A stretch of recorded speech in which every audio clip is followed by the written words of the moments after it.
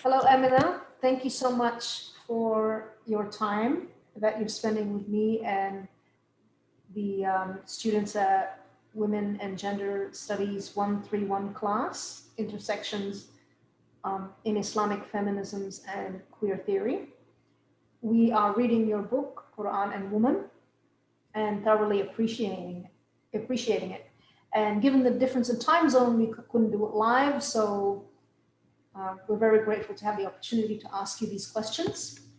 Um, I am going to begin with a list of our most urgent questions, and then if we have time for more, um, I will share those with you as well. So we have 13 questions in total, and I will share the screen so that we can see the questions here. And I will also unshare the screen and ask you the first question, which is, what was your initial inspiration to write Quran and Woman? A'udhu billahi minash shaitanir rajeem. Bismillahir rahmanir rahim. I begin, as I always begin, in the name of Allah, whose grace I seek in this and all other matters. Thank you so much for having me, Professor Habib. I really am grateful for this opportunity for your students and with you. And thank you so much. It is almost the month of March, and 48 years ago was the first time I was introduced to the Quran. I had been Muslim for 5 months. I should have seen it sooner, but maybe Allah was testing me. And when I was introduced to it, I fell in love.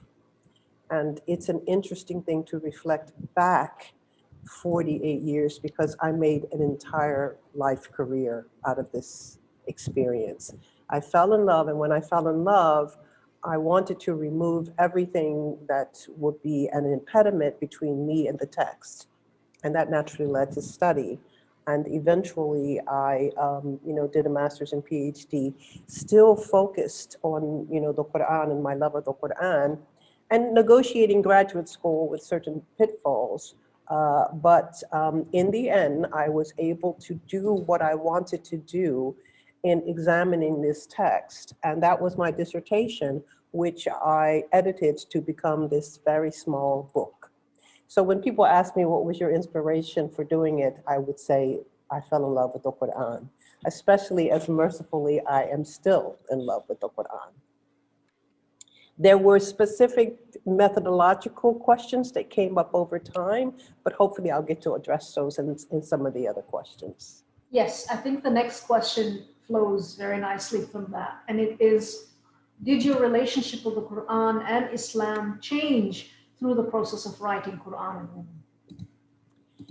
Woman? Interestingly enough, the editing of the dissertation to become this book happened while I was in my first university appointment as assistant professor to the International Islamic University in Malaysia.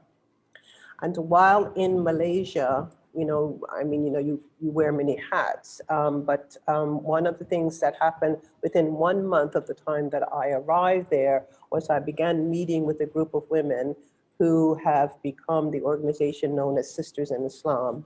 So Sisters in Islam is more than 30 years old, as the book itself is about 30 years old.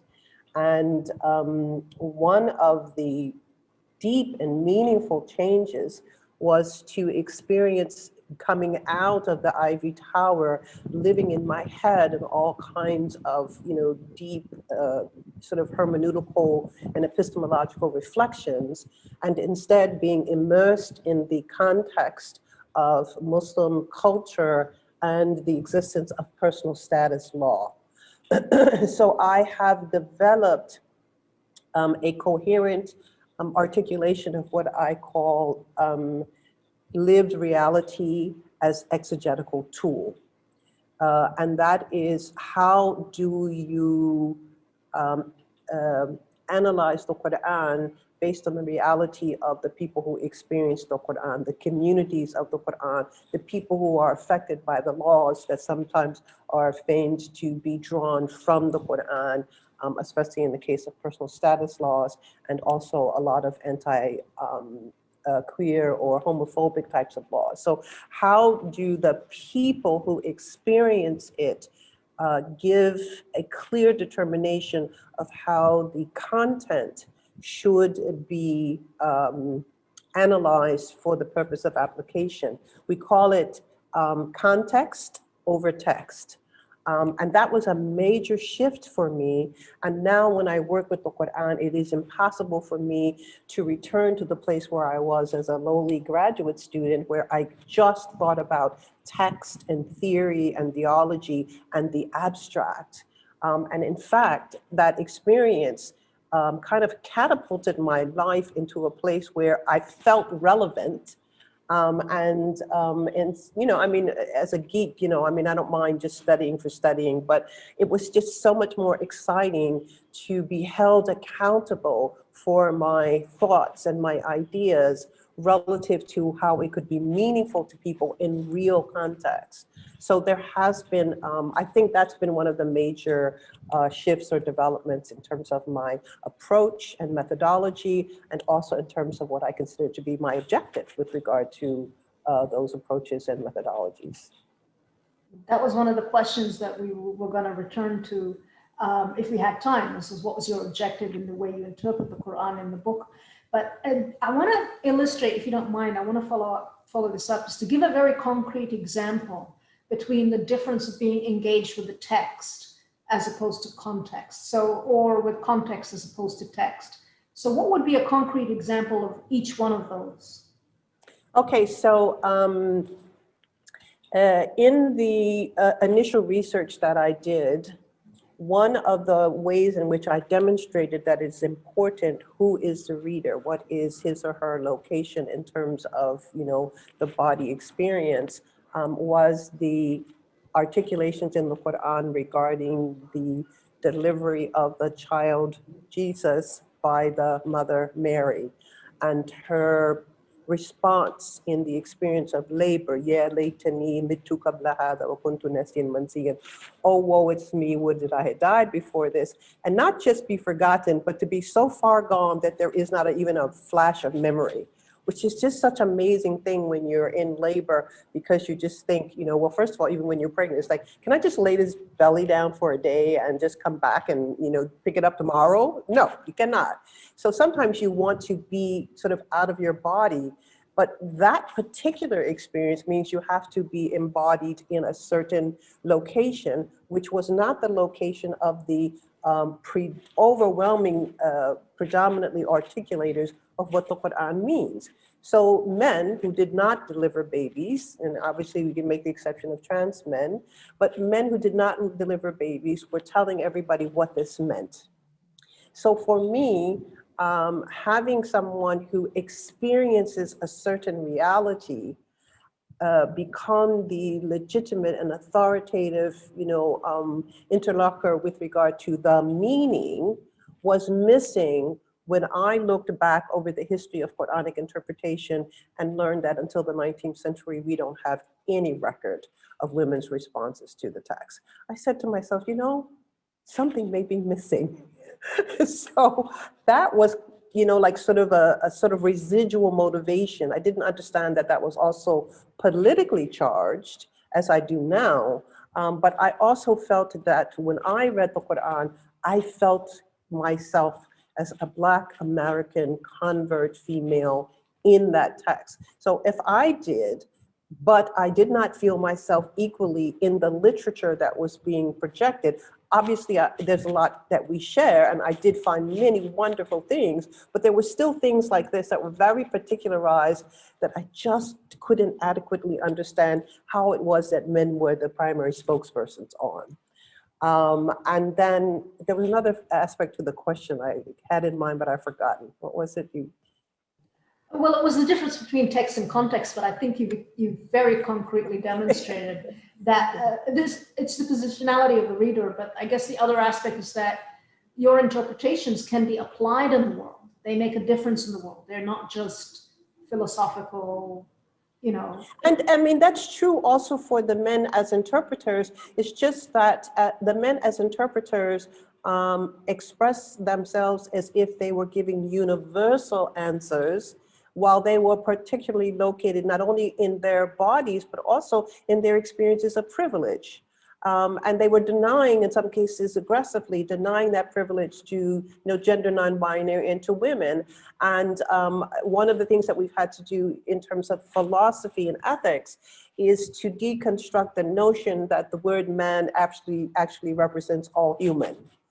And unfortunately, the consequence of that is that men accept themselves as being the example of what it means to be human. So you have to take very specific gender non-binary and female experiences and bring them to the front in a radical conversation with the Quran in order to return the Quran to its own stated purpose as being universal. And we have to deconstruct this notion that the man is universal for everybody and everything. So even while, as I said, there are beautiful things that I receive looking at the literature across time, there were just places where I just felt like I was invisible or absent in the literature, whereas I didn't feel that with regard to the Quran. And I wanted to understand, well, who is right? So for me, I thought, let me go back to the Quran. And that motivated me to study Arabic, to immerse myself in it, to give me that tool. And of course, along the way, and especially I could say maybe with certain Arabic instructors of the Quran, I would bump up against this notion that somehow they were always and eternally and in every aspect the authority. So I should defer to them. And I kept thinking, no, I'm actually not coming in here to worship you. I'm coming in here to clarify for myself who is this that I have devoted myself and worship to as a Muslim by choice. So yeah, I mean, it's just keeping in mind that every text is going to be interpreted by every reader. But when we make into authority some readers just because they are male, maybe they are missing stuff. So let's at least bring in out of the background, from the subaltern place, female voice, so that we can experience what it is like to create a dynamic interaction between these voices, accepting that all of us are human and therefore would be short of the divine, in my estimation as a believer. Not everybody believes that, but I do. So in other words, we are aspiring to understand divine revelation, but we're all going to fall short. However, we can all be honest. We can embody our understanding and be honest. So I definitely am interpreting as a cisgendered woman. And to do that, I also must bring in experiences that I've had in this body as such a way to say that, this is my embodied reading. And from that, alhamdulillah, at least there's been some light. There's been some indication that this was in fact helpful. So, I'm fortunate in that way. Yeah, it's definitely one of the biggest path forging moments in Islamic feminist theory was the situating Quran in the context of readership. That was an extraordinary breakthrough. I want to move us along because we have a lot of questions to get through, but this next one actually follows quite nicely. The question being that having read the Quran as a woman, as you mentioned, since the 19th century, there hasn't really been women-centered readings or readings by women until the 19th century. What special gifts or characteristics of women have you found in the Quran?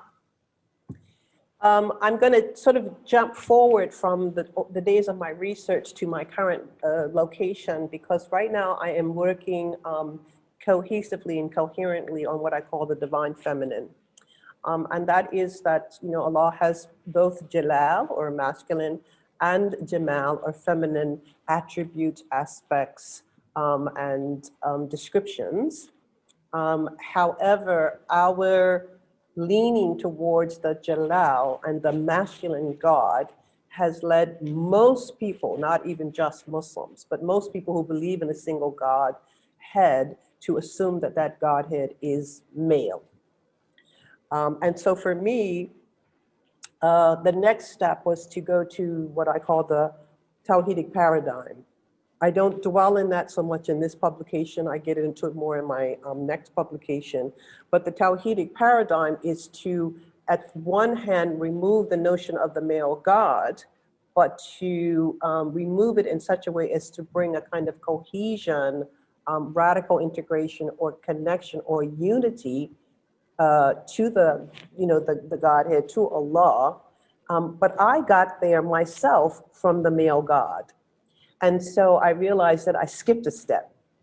And now what I'm doing is I am, in a way, retracing that step and focusing on the divine feminine in order to show that the cohesion of Allah requires both the masculine and the feminine, and in no way does that make Allah male or female. In other words, everything masculine is not male, and everything female is not feminine. And so the particularized reading through female experience and the female body is not going to be limited to the female body for one thing, but at least there is going to be an association that allows for a free flow without interrupting the connection to the divine. Today I did a little, blog, on my Patreon page, returning to the attributes of Rahman and Rahim, who have as their root word the womb.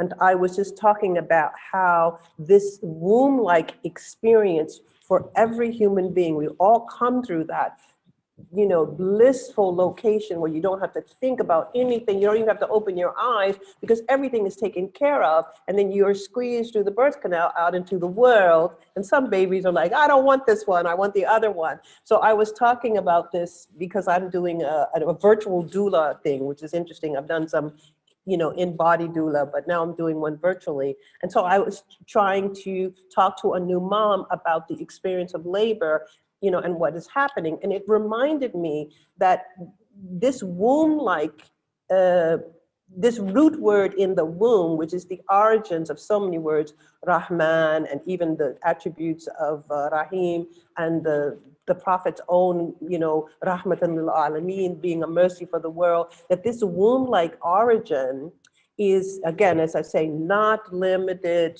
to females and the female body, but it gives us an indication of the female-like or feminine nature of Allah. And returning Allah's feminine nature to me enhances the way we experience sacred and the way we participate in our ethics as human beings, and also the ways in which we struggle for social justice. So that's what's been happening more recently, which was not something that I had in mind when I started working on the Quran, or even as I worked on the Tawhidic paradigm. It's just taken on this new dimension for me, which I'm enjoying tremendously, as a matter of fact. It's really brilliant. It's so beautiful. And I'm a native Arabic speaker, and I had never made that connection, that Rahman, Rahim, Rahma all come from Rahm, which is the womb.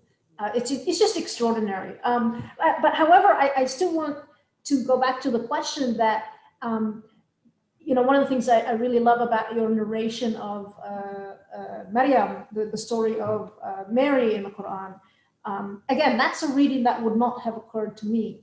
And so I want to go back to the question is, what special gifts or characteristics of women have you found in the Quran? Because you have a very beautiful way of seeing things in the text that I, a native speaker, I don't see it like that, but it's very, very convincing. The poetry of your interpretation is very convincing.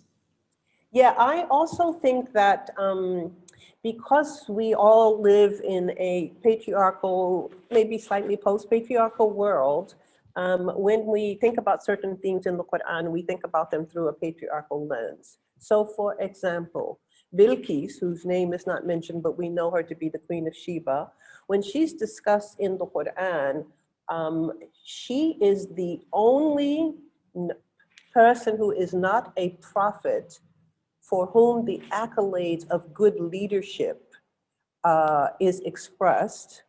And yet we run into a culture and a history that says women cannot be leaders.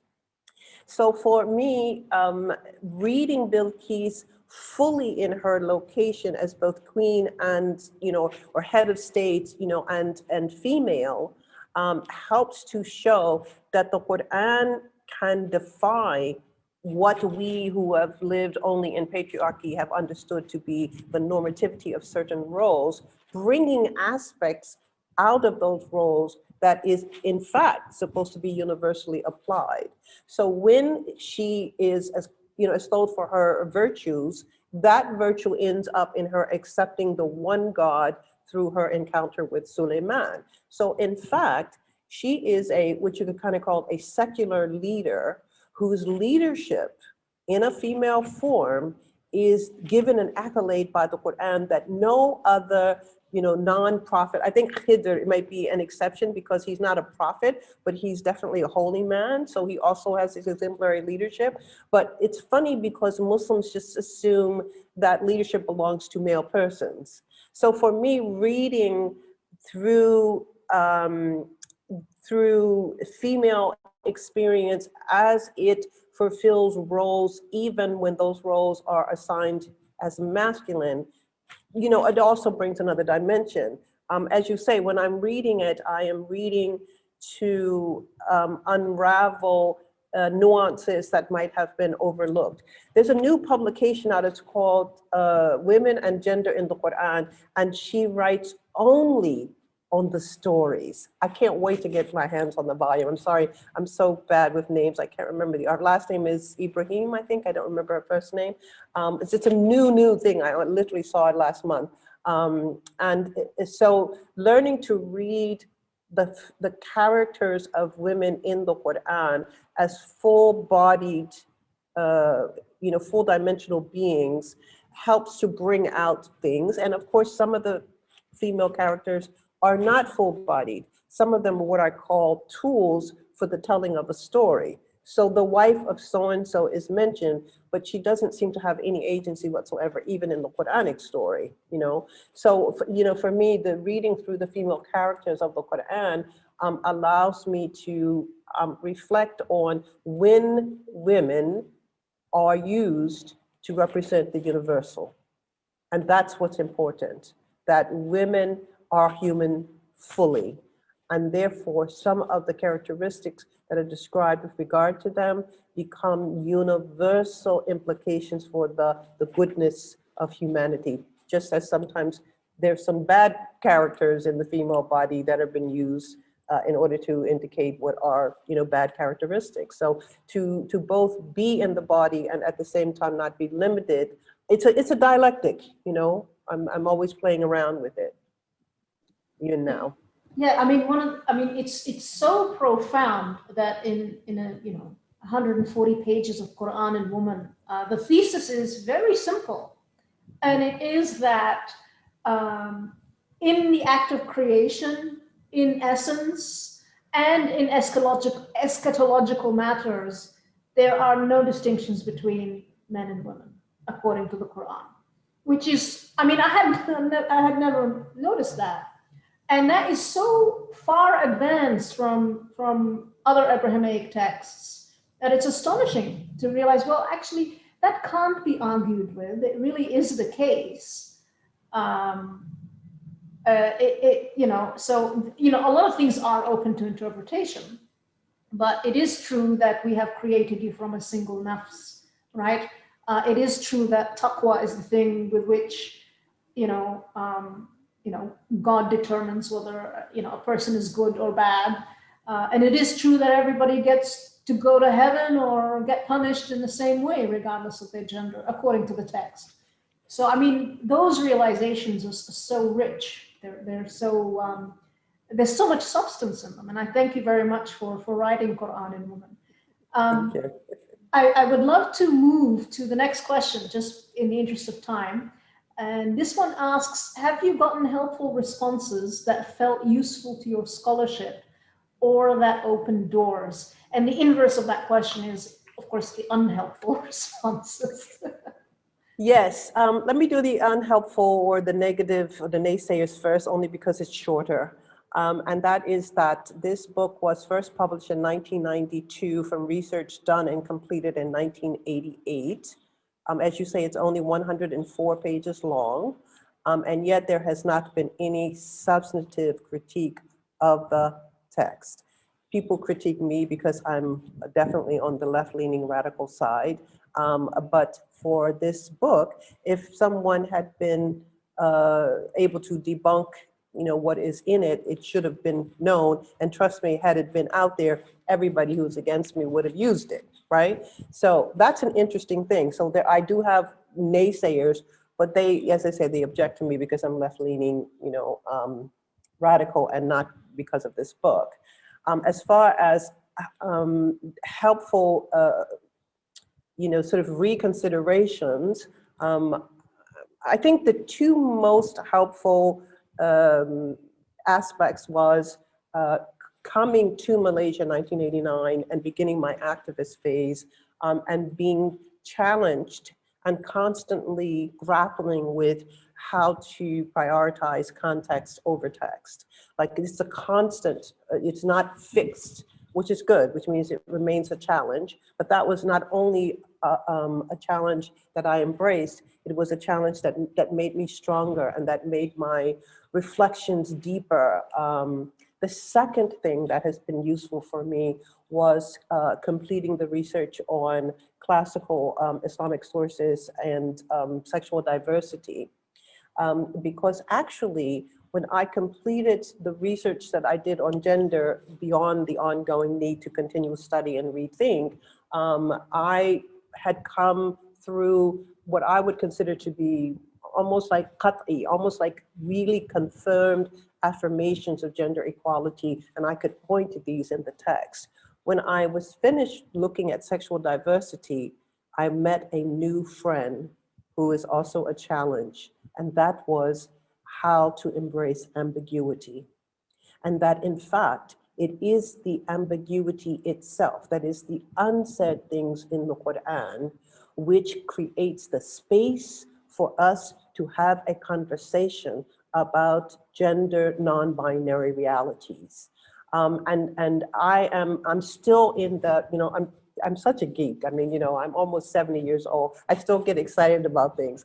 I am still in the state of excitement about this new development, because for all the time that I was doing the research and I was afforded the opportunity to just focus on the research, almost like being in graduate school again, for all of the time that I spent on it, I couldn't come out with set answers for things.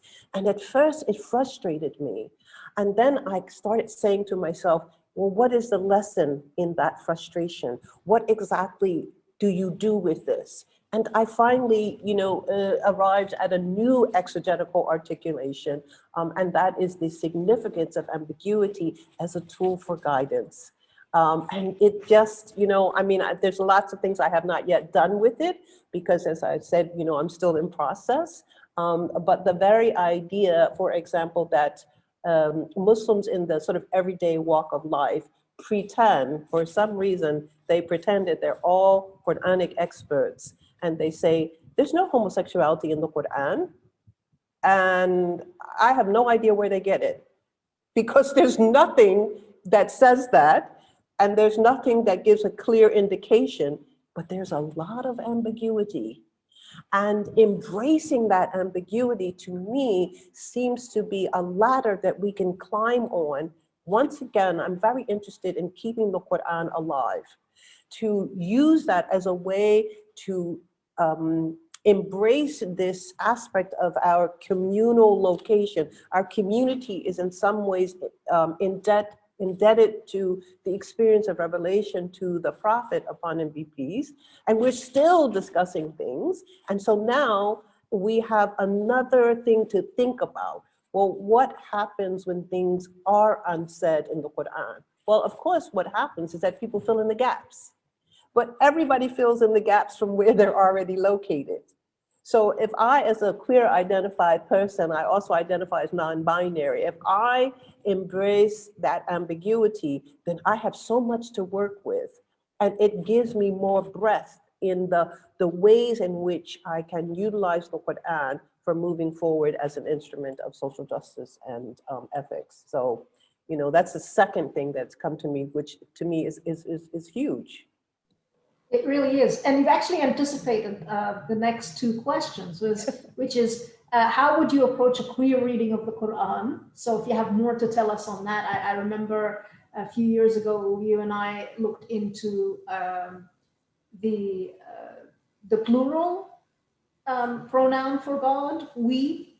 Mhm. So yeah, I wonder, do you have more to say on how you approach a queer reading of the Quran? Yes, and I also have way less to say than I hope I will have in the next few years because I'm continually investigating this.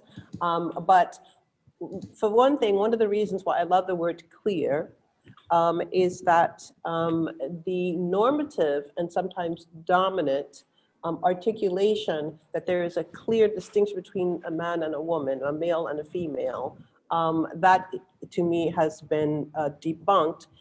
And so the only way to be able to resolve the spectrum of diversity between masculine and feminine, which are archetypal locations, is to embrace the notion of queer. It isn't limited to, I just had a lovely interview with a young queer activist from Malaysia. It isn't limited to men and women as reproductive tools. We are also other things in terms of not only our bodies, but also in terms of our relationships, that we relate to people either in context of our choices about intimacy, but also in terms of our choices about identity. We relate to people from so many locations. And for me, for example, why I identify as non-binary is because I have experienced in this body that my yang side, my masculine, my Jalal side, has been hyperactive, overprotective, and I experience more pain, like I have a chronic pain on my right leg, and more tension. Like major accidents have always been on this side. I have a tattoo here, which means healing, that I recently got because I have a scar here from a motorbike accident. So, the bike accident was 12 years ago, but I've always wanted to do something with that scar. So my masculine side has not always been in a harmonious, balanced, or Tawhidic relationship with my feminine side. And I realized that one of the reasons that that is so is because the politics of gender binary has been so oppressive. And my identification as a cisgender woman in a female body was one in which I felt that all the answers were there. But actually, what it only did is it made the masculine side super vigilant, hyper protective. And now I'm trying to, I love to be in Tawhid in my body, but I'm not. And the only way for me to heal that is to accept that I am both that spectrum. And so I look at gender non-binary. Obviously, there's a lot of political ways in which this is articulated, but I'm just telling you where I have come to with my own.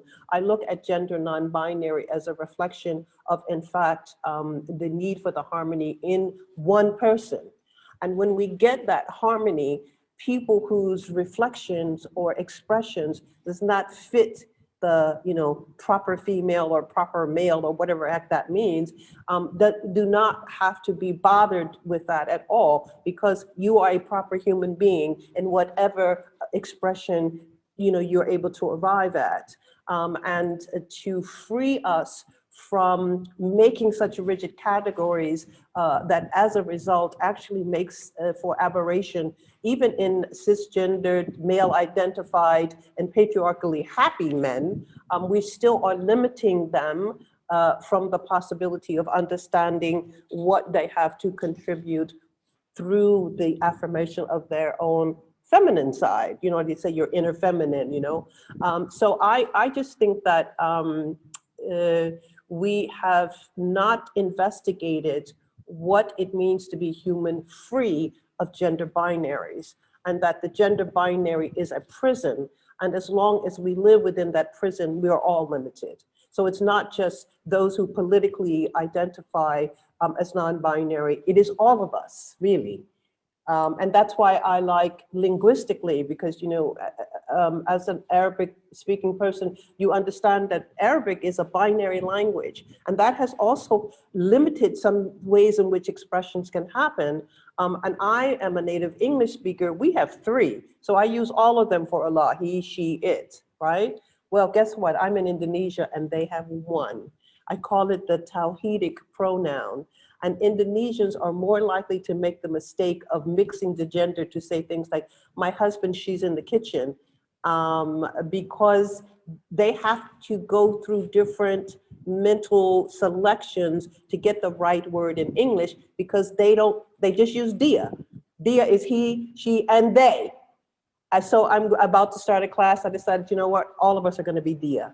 We're not even going to go with the English, It's like, if you have a Tawhidic language, why not go for it, And there are other languages, Farsi, and, so it's not just currently I'm appreciating that. But also when I express to people the non-gendered articulation about who or what is Allah, Indonesians get it faster than Arabs. Sometimes Arabs never get it, because the language can become a prison rather than a tool.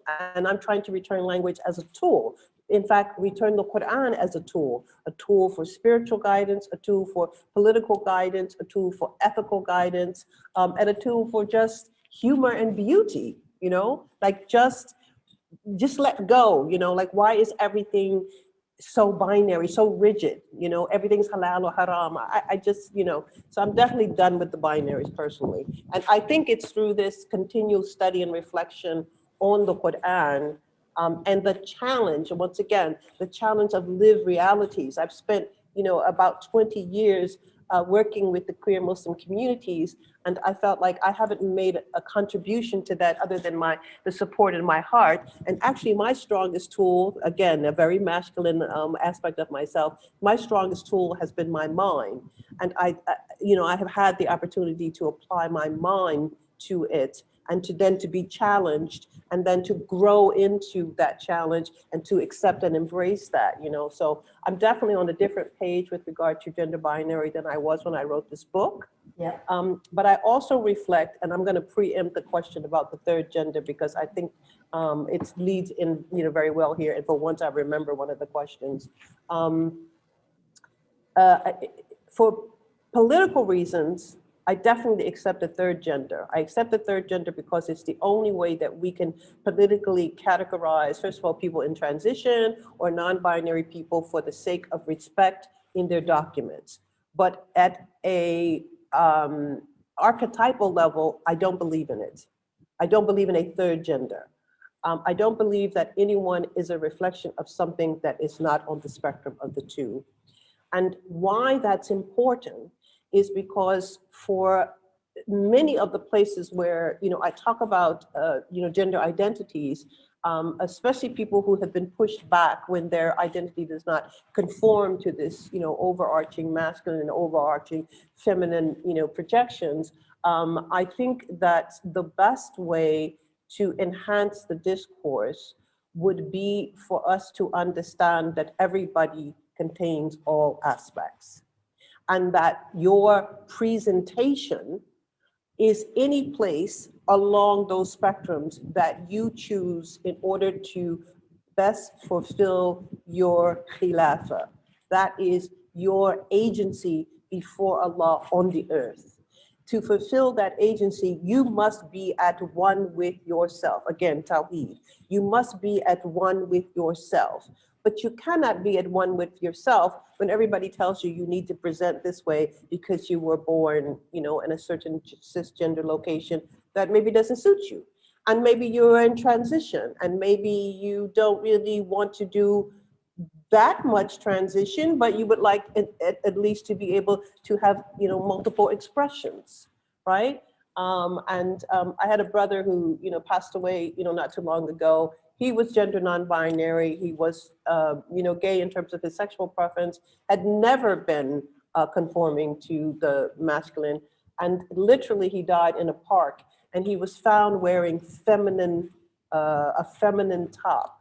and my other two brothers in their little macho, patriarchal locations didn't want to have anything to do with him, and they looked askance at the fact that he had. I said, he's always been gender nonconforming. I don't understand why you find that so unusual. So that's what happens, is that people become very closed with the expectation that if you do not present in a singular expression of what is masculine or a singular expression of what is feminine, then somehow you're deviant.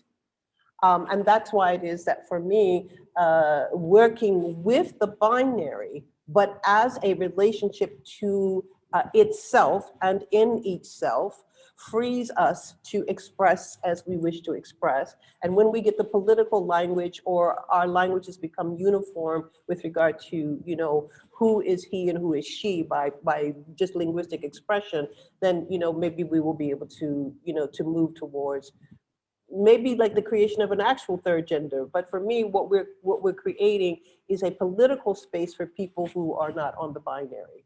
And I understand that, but as a theologian, and one who reflects on that level of archetypes, I don't technically believe in a third gender. I don't linguistically believe in a third gender, but technically I accept it. I guess that's a better expression. Mm-hmm. So am I to understand that now with your reading of the Quran, it's not only the language that's gendered, it's very clearly born of a culture in which the understanding was that there are men and there are women. And perhaps, as you argue in Quran and Woman, the Quran itself doesn't prescribe roles for men and roles for women, but we know that the culture did, and we know that that is predominant across, the globe. That's what the majority of cultures believe that. Am I to understand that right now in 2021, when you read the Quran, you apply that you kind of read the Quran as code for that binary that's in every one. So we can actually read the Quran transcending gender, the gender binary. Yeah, I love the way this question is now coming forward, because it returns us to thinking specifically about the Quran. First of all, the binary is definitely in the Quran. ليس الذكر كالأنثى. But what's interesting is that in Arabic, you don't have a word for male distinct from masculine. You don't have a word. Correct. Yeah. You don't have a word for female distinct from feminine. So the same thing happens. And when people read it, they think it means that male persons are distinct from female persons. But every reality will show you that we have some distinctions, but overall, actually, everything else we have is the same. Like most people have two eyes and most people have two ears. Obviously, there are different, ways in which people have had difficulties in keeping both eyes. So, but, like we are more alike than we are not. So what does that passage mean? And for me, the passage is still meaningful, but only if you return it to the archetype. And that archetype is rampant in the Quran. However, it is a mistake to identify that archetype with persons, with embodied persons, as opposed to with spectrums of personality. And so working with the archetypes, again, because what happened with me is the realization that I just have beat up this yang side of my body. I just beat it up, and I thought, if you are experiencing this in your body, there has to be more to it than just physical pain or this accident or whatever. There has to be an internal lack of balance and harmony that is being expressed there, and as such, it's drawing certain accidents and the like to you. And so I wanted to examine, well, why is that? Why would that be? And then how do I heal it? And so to both embrace the binary as it exists, but not to be locked that that binary is a reflection of a whole person, that to me is how we do it. In fact, it is an existence within a single person. And so I go with the translations of active and receptive, that we need the active to activate whatever allows us to fulfill that khilafa or agency. And we need the receptive to perceive of the universe. And the universe includes text, but it also includes nature, experience, thoughts, intuitions, to be able to experience, in the new age language, they start talking about, you get these downloads, from the cosmic, realm and everything. And I love that because I've been experiencing more of them of late, simply because I stopped resisting it, and sometimes the downloads only manifest in insomnia for me. It's like, I'm just, we just got through with the full moon. I'm just tossing and turning. I just can't get a restful sleep because something is happening. I don't know what it is. I don't get up in the morning and write a full thesis or a poem or a Quran or anything like that. But sometimes it takes a while to unfold. And then it's like, oh, wow, So now I am more in acceptance of the aspects of masculine as active and feminine as receptive, to again express that each of us must balance our activity and our receptivity. We must be receptive or else we're stagnant. We must be active or else we also, another kind of stagnation, we don't grow, right? You must go out and do. So, again, as I say, I'm working with the necessity of the binary as expressions of an archetype, but not as identifications of a specific human being. Yeah, I can see what you're saying there. I can see yin and yang. I can see negatively charged particles and positively charged particles, and South Pole and North Pole, and I can definitely see that. But I can also see the queer critique of, why can't feminine be active? Why must feminine be passive? So I can hear that as well. But I think that critique is not based on feminine. It's based on assuming that feminine means female. In a sense, it does. In a sense, yes. Yeah. Yeah. There's a very particular question. It's gonna, actually, if you don't mind, this question follows from the last. It's slightly different. And it is, how would the complementary nature of relationships that you describe in Quran and Woman, when you talk about zawj, and admittedly that was 30 years ago, and your thinking has evolved so much since then, but in Quran and Woman, you kind of demonstrate that you're talking about pairs, you're talking about yin and yang, so zawj, things come in pairs, these complementary pairs. And how would those complementary pairs in nature that are described in the Quran, the concept of male-female, translate across same-sex relationships? Are they translatable? Of course, you say yes, but how? Okay, so I'm a novice in this area, so I'm only going to reflect from anecdotal and a little sort of secondary kind of source reading. But my observation is that in same-sex couples, that is, actual people, there is still a sharing of both receptive and active aspects of personality or essences, and that by the coordination of those essences, they're able to get things done. That's just a reality.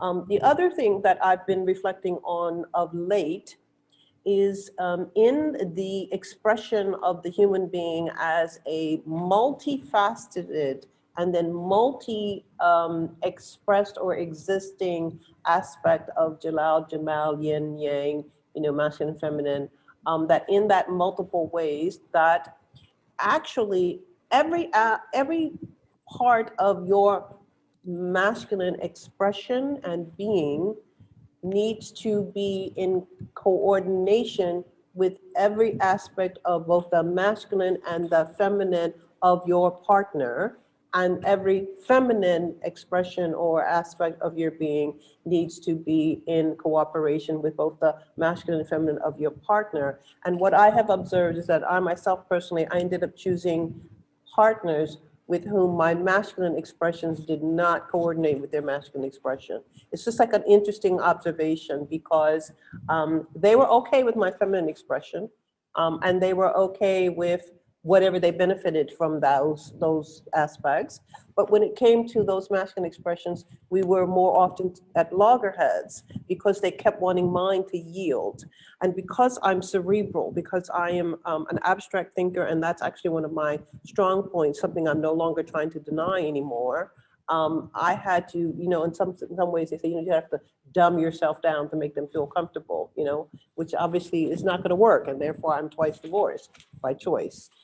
And so as far as the fact that, as a Libra, I'm always open for relationships.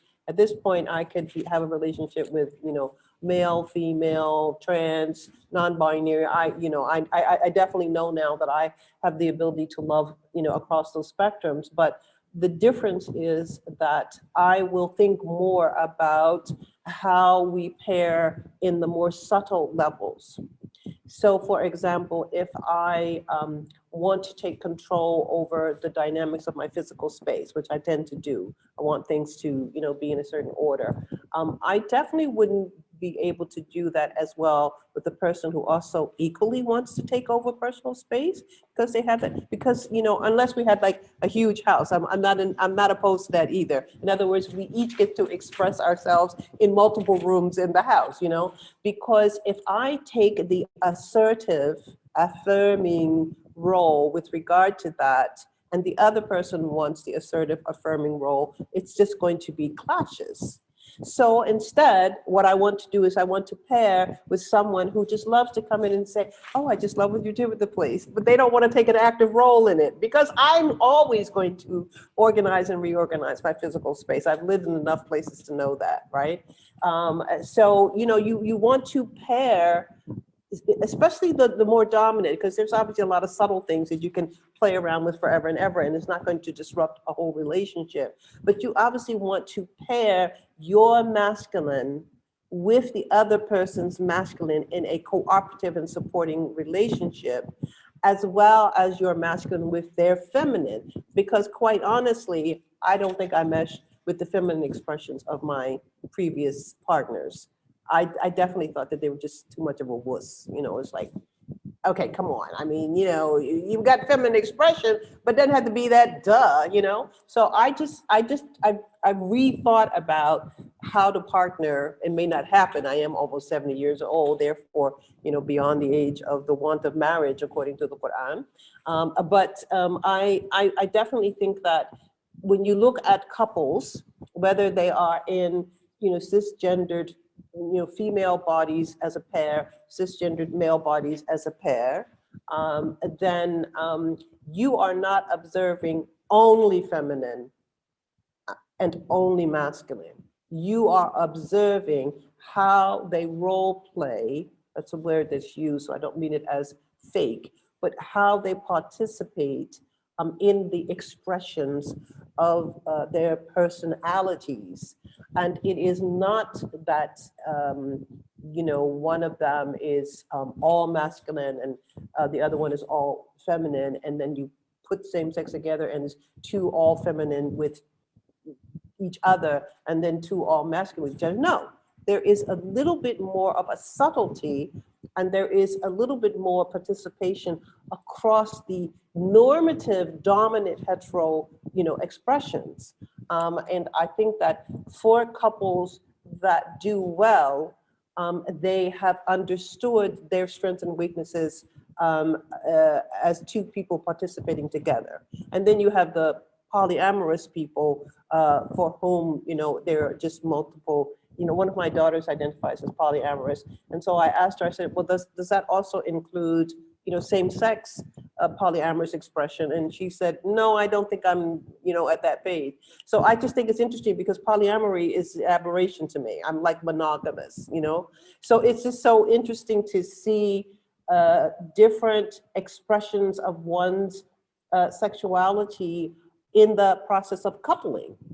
And again, I just don't see the categories as completely closed. I just see that, same-sex couples still reflect both masculine and feminine.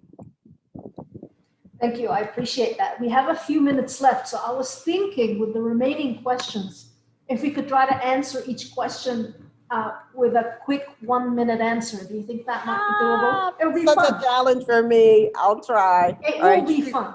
It will be shoot. fun. Okay. I love it. I love it. Okay. I think you answered this one, but I'm going to ask it again. What was your objective in the way you interpreted the Quran in the book? My objective was to uh, express what I experienced when I fell in love, and to remove it from just my personal being in love to a shared expression of what it means to be in a loving relationship with the Quran. That's beautiful. Okay. Next question. That's great. Can you please explain why the interpretation of the Quran can never be final? Because Allah is al-Hayy, Allah is living.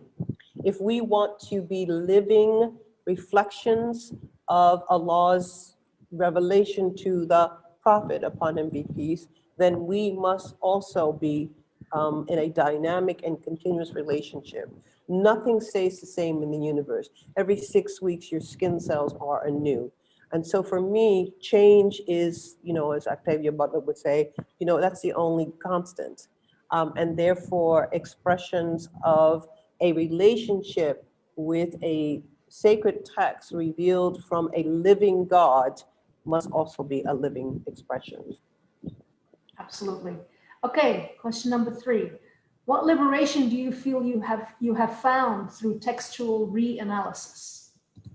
That I do not worship any human being. I only worship Allah. Even though I'm a people pleaser, I do not have to defer to someone else. I have a relationship with Allah. I have a relationship with the Quran. I have a relationship as the follower of the Prophet, upon him be peace. And it was the reading of the Quran for myself and its interaction with communities and change that really liberated me from the need to depend upon everybody else's interpretation as a way to go forward, or to even be Muslim. What have been women's reactions to Quran and women? Excuse me. Overall, what I know, I mean, I'm sure there's probably something different, but overall, women have been really super impressed with the possibility that they could find their voice in the Quran in the ways in which I articulated it overall. I'm sure there are a few naysayers, it's just that they don't come in my purview as much as the men are up in my face. So overall, women, and I've even seen women who are not academic grapple with the sort of academic language of Quran and woman, because they're getting the sort of, these kernels that really express the importance of their reality. So overall, it's been really, really good. Amazing. Okay, last question. This is a quote from your book. The student says, I am curious what you mean by the book focuses on gender as a category of thought, not just a subject for discourse. Can you explain what you mean by this? I don't know how short I can make this one, because I believe that all texts need to be analyzed with gender as a category of thought. And gender as a category of thought means we remove gender from a set of reactions and responses in cultural contexts, which gender is a social construct. We remove that aspect by doing a critical analysis of how gender is functioning in those texts, and even in the, I want to say, like the consequences of those texts, which in the case of Islam pretty much went to law.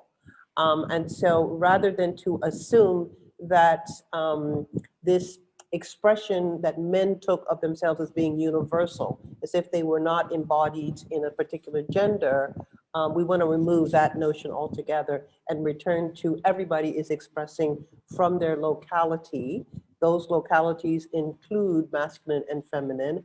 And until we analyze the ways in which those expressions sometimes sort of stymie even the text's potential to express the universal, that is the pathway to the universal creator, Allah, until we examine that, we will always embed our location and unconsciously pretend that it is universal and without particularities.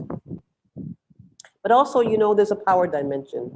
And I hope that being a sort of philosopher, theologist, it doesn't remove the fact that there's a power dimension in examining the fact that gender is a construct and that whose expressions of gender get to be codified in a culture or a law or a policy is not neutral. It is heavily latent. And so again, interrogating gender as a category of thought to me is one of the ways in which we move out of the abuses of power that comes along with presuming it isn't there. That was an amazing answer. I didn't want to stop you. There was just a little bit of microphone rubbing on the clothes, but it's not too bad. Thank you so much for You're so welcome. spending the time with me and my students. I know we will appreciate it for months to come, if not years to come. It's so important to share this information, this knowledge. And thank you for the light with which you read the scripture, with which you share your readings. And Thank you for having me. It was such a pleasure. I have so much respect for the way that you think, that even the way we negotiated the set questions, given the context of making answers, just made it very enjoyable for me. So best of luck to your students, and hopefully for years to come, other people can witness this and enjoy it. Thank you again. Thank you.